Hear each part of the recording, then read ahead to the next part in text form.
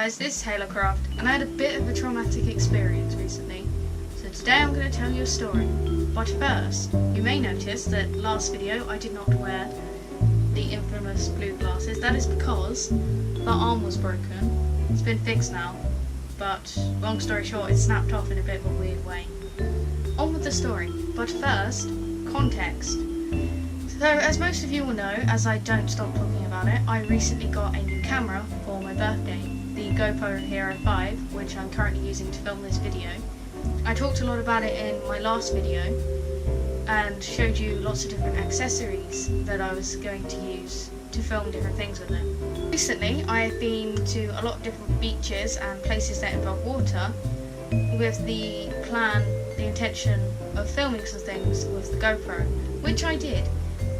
For most of this, I used this, which I've shown you before. You connect the camera to it, and then if you drop the camera, it turns upside down and bobs in the water.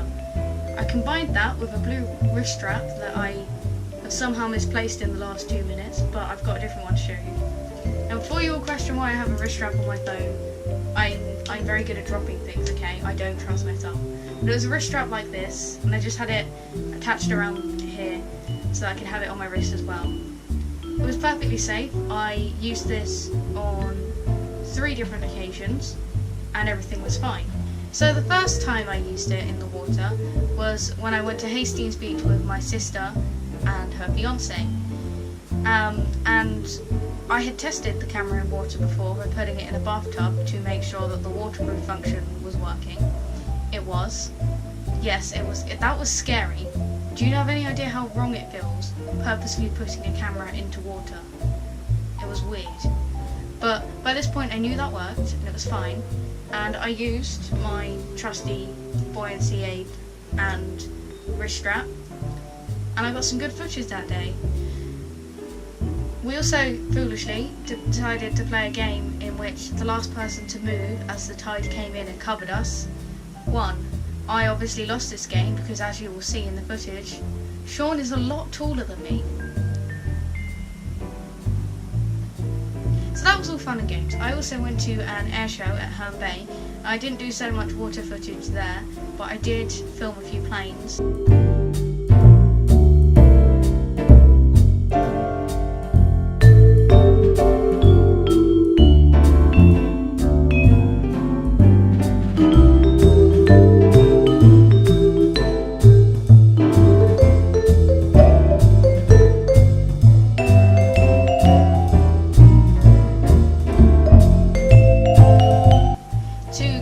I mostly use the good old monopod, nice and long. I've shown you it before. If you want to see it, look in the other video. It extends really long. It's basically a selfie stick, and it allowed me to easily follow the planes. That again was fine, and by this point I'm feeling quite confident. You know, the GoPro equipment seems to be working quite well. The third occasion, I went to Margate with my family, and I forgot to take the camera with me, actually. Very clever. I say I forgot. What I thought to myself is, I've been to 2 other beaches recently. I don't need any more beach footage. What I forgot, they have a fairground at Margate, which we went into, and I could have got some very good footage on the rides there, so silly me, sorry about that. I'll try and remember to take it if I go there again. But now, we get to the scary part. So just 3 or 4 days ago, on Saturday, we went to Windsor to the Liquid Leisure Aqua Park.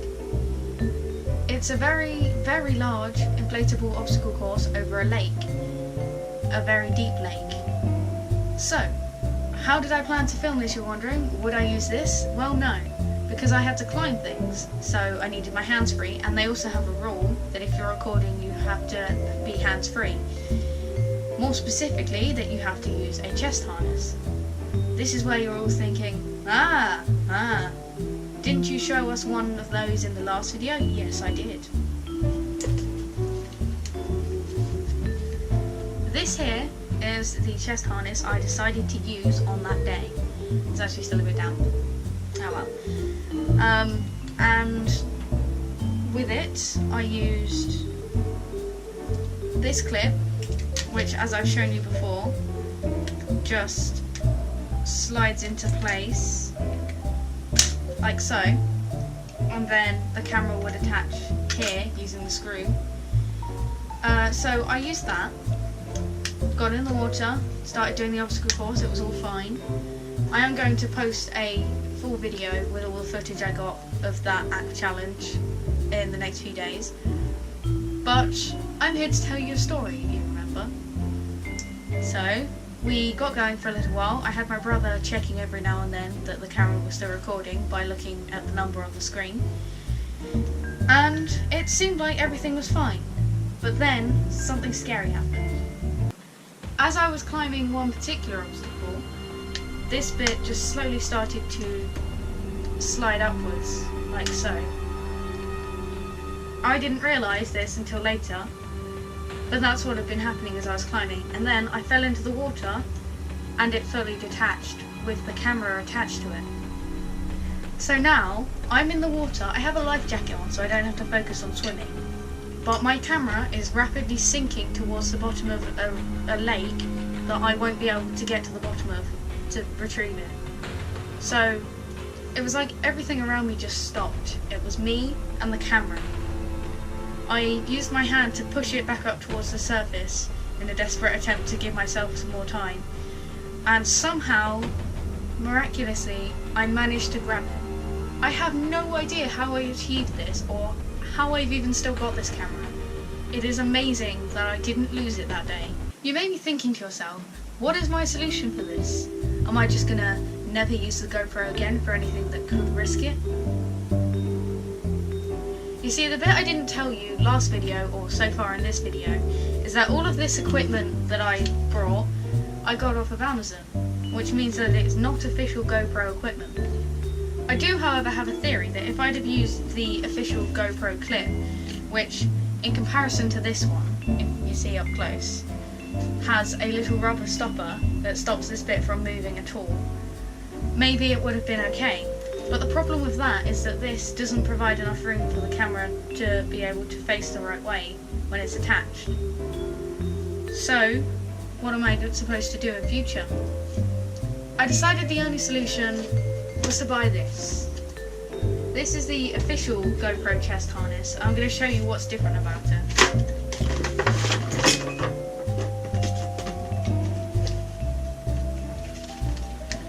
As you can see, it's got a very similar front bit. As you can see, it's got a very similar front bit to this one.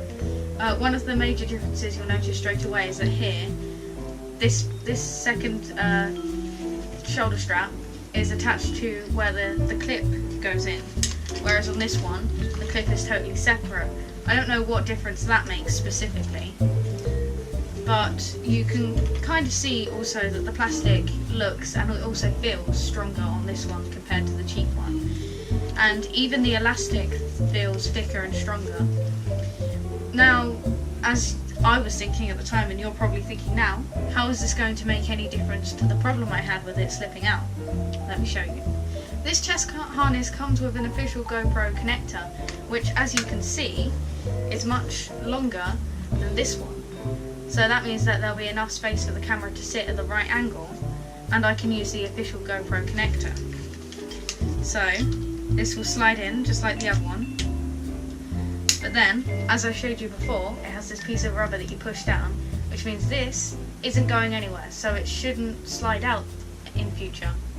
However, I'm so paranoid after this experience that there's a few other safety things that I'm going to do in future.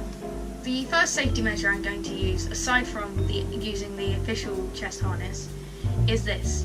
Now, you may remember me mentioning in the last video that this is pretty useless right now. This is because you have to use one of these sticky things to attach it to the back of the camera. But in order to do that, you have to get a back door to protect the screen. I'm starting to think that it would be worth purchasing a back door so that this can be stuck on it, just in case this ever does fail, so that it will float and I won't have the trouble of desperately trying to stop my camera from sinking. The other failsafe is this. This is the wrist strap that I couldn't find before to show you that came with this. So when I used it with this, it just slipped over here and then the camera attaches here, stopping it from coming off. The plan with this is that I will thread this small loop through the camera and sort of back through on itself the way you do with these, and then attach this piece onto the actual chest harness, meaning that if the camera were to detach, it would be dangling from here. So in conclusion, be careful what products you're buying for the GoPro. This has been very good. Some of the other things I brought, they've been very good, but the chest harness failed me, and I very nearly lost my camera through that. So if you're going to buy things, the official GoPro things are very expensive. That's very true. There are plenty of places other than the GoPro website that you can buy the official stuff for cheaper, and I'll leave some links below to places where you can get stuff. But honestly, I think from this experience I've learned that it's worth investing more money to not lose the camera. You can also tell which one's the official GoPro ones. They say GoPro up here. However, if you're buying from websites like Amazon, it's very easy for people to manufacture fakes, so be very careful what you're buying. Always read plenty of reviews. The reviews on the kit I got on Amazon were very good, but that's not to say that every piece is always going to work properly. Thank you for watching this video.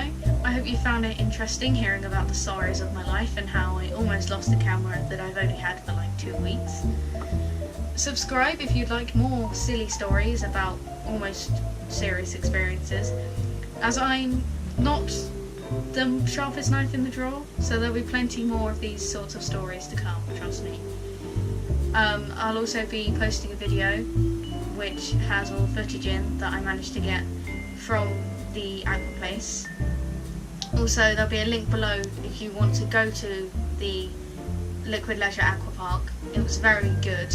Overall, the experience was really fun. Well, I hope you've enjoyed this video, and I'll see you next time.